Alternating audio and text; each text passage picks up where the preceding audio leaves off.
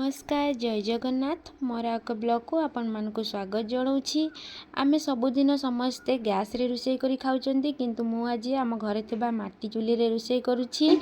काहेकि ना माटी चुली रे स्वाद तार बास्ना मु विदेश रे पाउनै सेति पय मु जेहेतु गाँ रे अछि आज बो को कहली बो मु आज चुली रे रोषे करिबे सेति पय मु आज चुली रे रोषे करछि।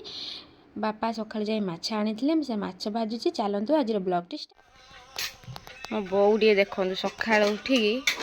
सब कम सारा धोई घसी घसी सफा कर सारा सका बस तार प्रतिदिन गोटे कम है से सका उठी आपको धोब घसब घसब सफा कर बसिक आटिक थी कहीं कम कर तो घसी घसी सफा कर सका उठी आटिके जाइन तो सरला आ 5 मिनट पर देखेमी तार अवस्था कौन हो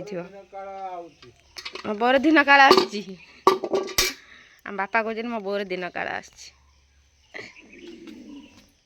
फुल होता मुझे तोलिकी आनली गचर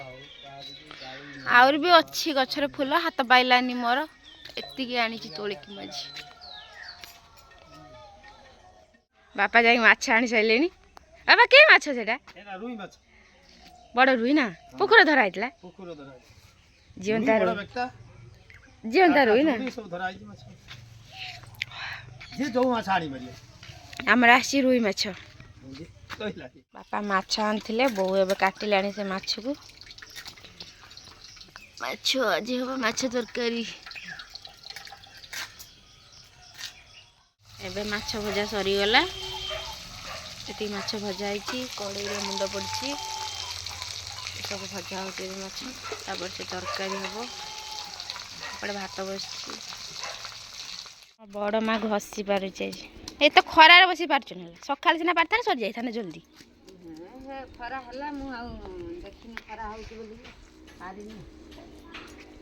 खरा देखी पार्छ घसी एति पार सारा से भांगी जाइए गोटे सेपटे ये घसी वर्षा भाई वर्षा खाई से घसी नष्ट हो जाए सब एबे एटा पार्छ आउरी अच्छी न बाजी जाऊँ जाऊँ आम पखाड़ खाइबे मुझे आपको देखे पखाड़ खाइबू बेबीर मोर पखाड़ खाइबू बेबीर मोर रेडी हो गला पखाड़ माछ भजा सेटा कौन पियाज टमाटो चटनी